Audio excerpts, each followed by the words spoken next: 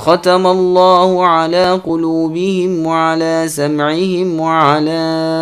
ابصارہم غشاوہ وَلَهُمْ عَذَابٌ عَظِيمٌ۔ اللہ تعالیٰ نے ان کے دلوں پر اور ان کے کانوں پر مہر کر دی ہے، اور ان کی آنکھوں پر پردہ ہے، اور ان کے لیے بڑا عذاب ہے۔ سامعین، اب اس آیت کی تفسیر سماعت کیجیے۔ دلوں اور کانوں پر مہر لگانے کا مطلب، سدی رحمۃ اللہ علیہ فرماتے ہیں ختم سے مراد طبع ہے، یعنی مہر لگا دینا۔ قتادہ رحمۃ اللہ علیہ فرماتے ہیں یعنی ان پر شیطان غالب آ گیا، وہ اسی کی ماتحتی میں لگ گئے، یہاں تک کہ مہر الہی ان کے دلوں پر اور ان کے کانوں پر لگ گئی اور آنکھوں پر پردہ پڑ گیا۔ ہدایت کو نہ دیکھ سکتے ہیں، نہ سن سکتے ہیں، نہ سمجھ سکتے ہیں۔ مجاہد رحمۃ اللہ علیہ فرماتے ہیں کہ گناہ لوگوں کے دلوں پر چڑھتے جاتے اور اسے ہر طرف سے گھیر لیتے ہیں، بس یہی طبع اور ختم یعنی مہر ہے۔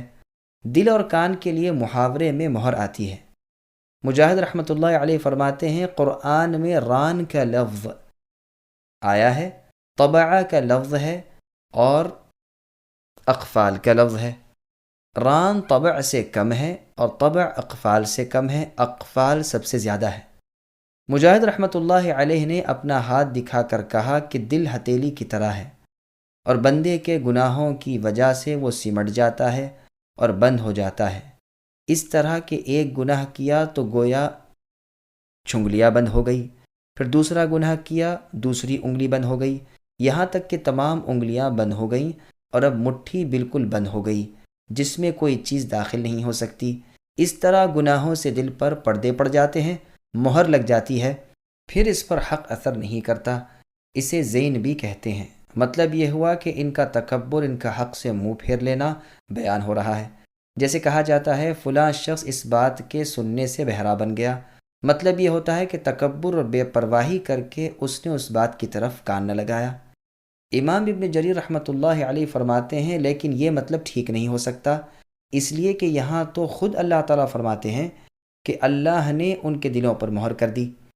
زمخشری نے اس کی تردید کی ہے اور 5 تعویلیں کی ہیں، لیکن سب کی سب بالکل بودی اور واہیہ ہیں،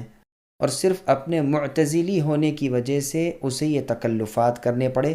کیونکہ اس کے نزدیک یہ بات بہت بری ہے کہ کسی کے دل پر اللہ تعالیٰ مہر کر دے، لیکن افسوس اس نے دوسری صاف اور صریح آیات پر غور نہیں کیا۔ اللہ کا ارشاد ہے فَلَمَّا زَاغُوا أَزَاغَ اللَّهُ قُلُوبَهُمْ، یعنی جب وہ ٹیڑے ہو گئے تو اللہ نے ان کے دل ٹیڑے کر دیے، اور فرمایا وَنُقَلِّبُ أَفْئِدَتَهُمْ وَأَبْصَارَهُمْ، یعنی ہم ان کے دلوں کو اور ان کی نگاہوں کو الٹ دیتے ہیں، گویا وہ سرے سے ایمان ہی نہ لائے تھے اور ہم انہیں ان کی سرکشی میں بھٹکتے ہوئے ہی چھوڑ دیتے ہیں۔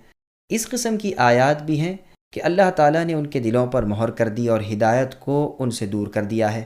ان کے حق کو ترک کرنے اور باطل پر جم رہنے کی وجہ سے،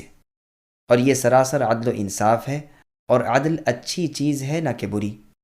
اگر زمخشری بھی بغور ان آیات پر نظر ڈالتا ہوتا تو تعویل نہ کرتا، واللہ اعلم۔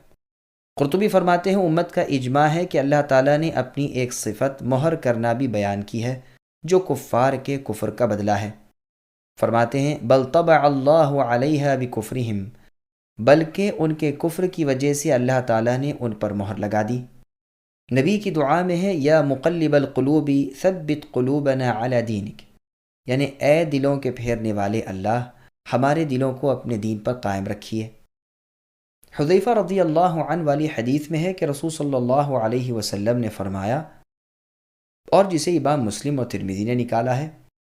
کہ دلوں پر فتنے اس طرح پیش ہوتے ہیں جیسے ٹوٹے ہوئے بوریے کا ایک ایک تنکا، جو دل انہیں قبول کر لیتا ہے اس میں ایک سیاہ نقطہ ہو جاتا ہے، اور جس دل میں یہ فتنے اثر نہیں کرتے اس میں ایک سفید نقطہ ہو جاتا ہے، جس کی سفیدی بڑھتے بڑھتے بالکل صاف سفید ہو کر سارے دل کو منور کر دیتی ہے، پھر اسے کبھی کوئی فتنہ نقصان نہیں پہنچا سکتا، اور اس دوسرے دل کی سیاہی بھی پھیلتی جاتی ہے یہاں تک کہ سارا دل سیاہ یعنی کالا ہو جاتا ہے، اب وہ الٹے کوزے کی طرح ہو جاتا ہے، نہ اچھی بات اسے اچھی لگتی ہے نہ برائی بری معلوم ہوتی ہے۔ ابن جریر رحمۃ اللہ علیہ کا فیصلہ یہ ہے کہ حدیث میں آ چکا ہے کہ مؤمن جب گناہ کرتا ہے اس کے دل میں ایک سیاہ نقطہ ہو جاتا ہے، اگر وہ باز آ گیا، توبہ کر لی، رک گیا، تو وہ نقطہ ہٹ جاتا ہے اور اس کا دل صاف ہو جاتا ہے، اور اگر وہ گناہ میں بڑھ گیا تو وہ سیاہی بھی پھیلتی جاتی ہے، یہاں تک کہ سارے دل پر چھا جاتی ہے۔ یہی وہ ران ہے یعنی زنگ جس کا ذکر اس آیت میں ہے، کلا بل ران علی قلوبہم، یعنی یقیناً ان کے دلوں پر ران ہے یعنی زنگ ہے ان کی بدعملیوں کی وجہ سے۔ امام ترمذی نے اس حدیث کو حسن کہا ہے۔